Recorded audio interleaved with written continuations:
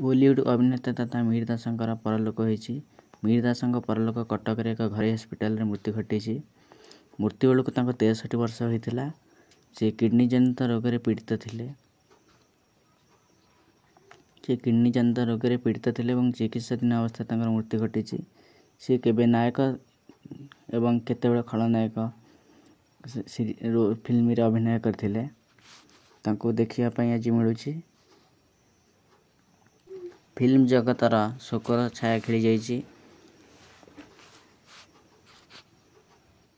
सी 1979 मसीह film industry पाद देते।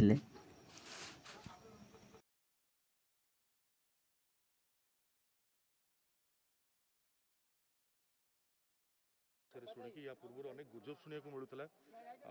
आज भी मुझे भगवान को डाकुली कि ये भी आज खबर भी गुजब ही था कि दुखर कथा कि आज गुजब नुह। We lost him very early and I lost a lovely human being.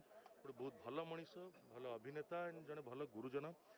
पिलाटी दिन बहुत आशीर्वाद बहुत शिक्षा को पाई सहित जी भी मिसी सब भल पाई भल पाइबा पाई। केते बड़ अनुभूति थिला आपण सहित सब प्रकार रोल करले अभिमन्यु बड़ I'll miss a teacher.